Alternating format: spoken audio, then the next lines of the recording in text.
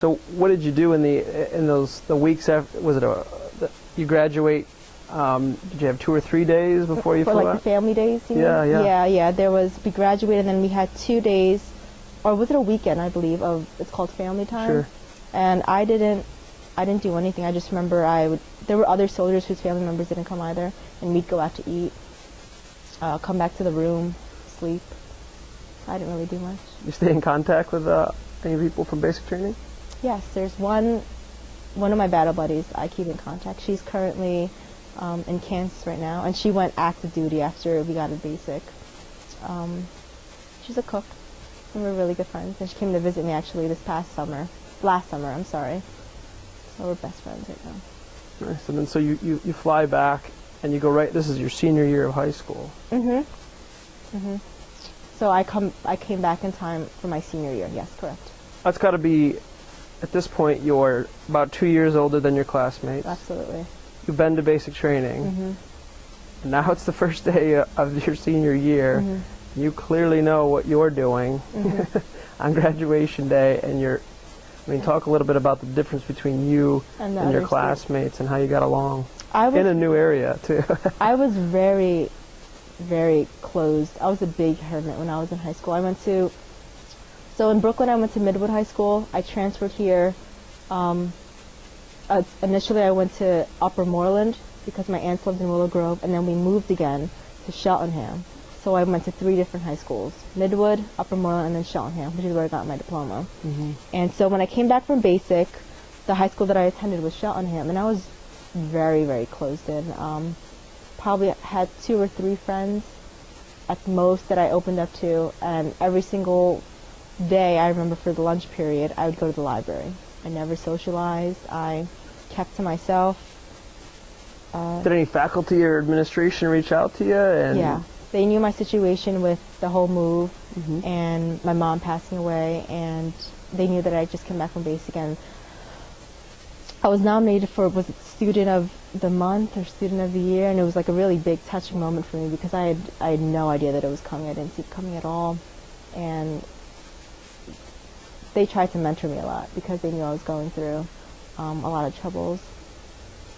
Did you feel like it put you on a different plane, or made you a different type of student, just in terms of having gone to basic training? Absolutely. And it's not to say that I thought I was better than anyone else. Right. It's not even like that at all. It's just,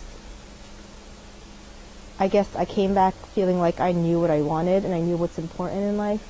Like, to me, it wasn't really important to go to pep rallies. For me, it wasn't really important to, go to homecoming, is that what it's called? Or like football games, and I don't know, none of that stuff interested me. I just wanted to get my diploma, graduate, and move on. In hindsight, do you feel like you missed out on senior year of high school activity and fun? No, not at all.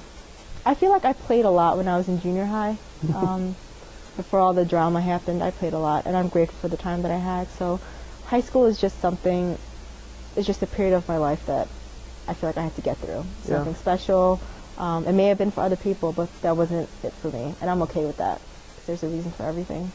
So you graduate high school and you go right into AIT? Yes. Yes, I did. Where was that at? This was at Missouri, Fort Leonard Wood, and it was 12 weeks, if I remember correctly. So I left in the end of June, beginning of July, and returned start of October, if I remember correctly. How was that?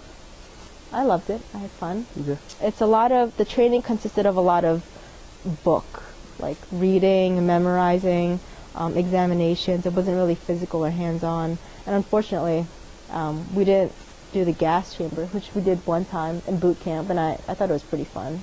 Even though it was pain at the time. Gas chamber meaning? They put you in a chamber. You didn't do the basic training? I did, but some of them didn't. Oh, sorry. That's okay. They put you in, I guess it's different for every area too. Like Fort Jackson does it differently than Fort Benning, and Fort Benning does it differently than Fort Leonard Wood. But at Fort Jackson, we were put in a gas chamber, we were lined up, we have our gas mask, and we take off our gas mask, and we have to say our full name, our social, and like a bunch of useless information. And the point of that is just so that we get exposed to the gas, and we can't put on our gas mask until all of our line completes saying what they have to say. So it's really gross, you know, your snot coming out, you're coughing, can't get the words out. But it's an experience, once again. Do you think it's more for the exposure to gas, or more to teach you not to panic in that type of atmosphere? Oh yeah, absolutely. Because there were, of course, soldiers that did panic who, before they even took off their gas mask, they were trying to leave, leave the chamber because they felt the prickle on their skin, and they were just like, this isn't normal.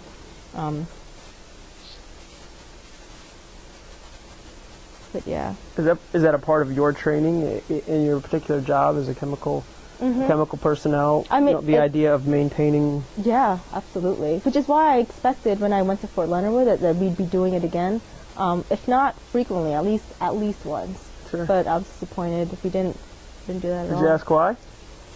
No, I didn't.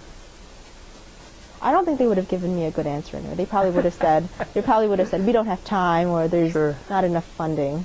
Was the training run by the Air Force, or was it run by the Army, or how does that work? At Fort Leonard Wood? Yeah. It was run by the Army. I had Army instructors. I mean, there were Air Force and Marines at Fort Leonard Wood also.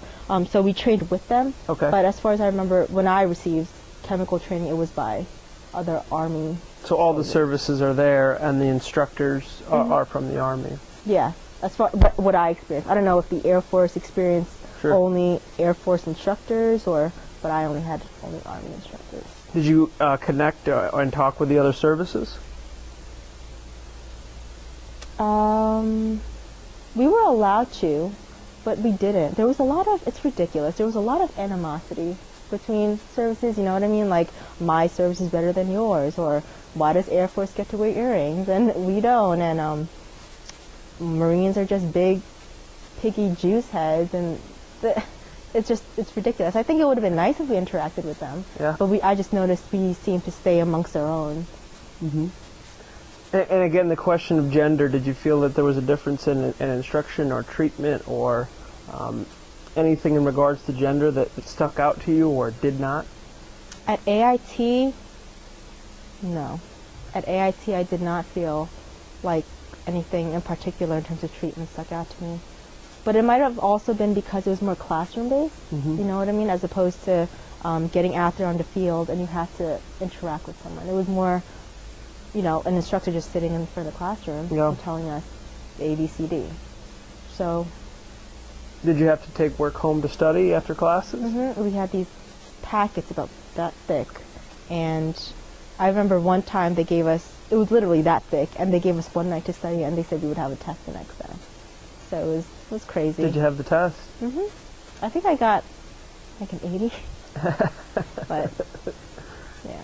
What is the biggest thing that you took from your training? I mean, there's obviously individual. I learned A, B, and C, and D, but overall, what is the biggest thing you took from your individual training? From AIT, I would have to say, know your job. You may not like it. I honestly am not the hugest fan of my job, but I picked it, and you're committed to it. You have to be committed to it. You have to know what you're doing. I just felt like there were a lot of soldiers there who were there to be there. You know what I mean? It's just to get that certificate that said AIT graduate, and I didn't feel like that they would choose to retain anything that they learned. But I feel like it's just extremely important that you retain everything that you learn, not only for yourself, but especially if you're part of such a big organization like the Army. You know what I mean? You have to just know your stuff. I mean, there are soldiers right now, even in the unit, that are kind of, you could ask them a question about being a chemical specialist and they wouldn't know the first thing. So it's good to follow up. It's good to constantly be reading, learning, you know, be educated about what you do. That way, if something does happen, you know, like even if something hasn't happened thus far, if something does happen, you're prepared. After AIT, did you come back and you go directly into your unit? Yes. Which is the 128th Chemical Unit, and it's located in Philadelphia.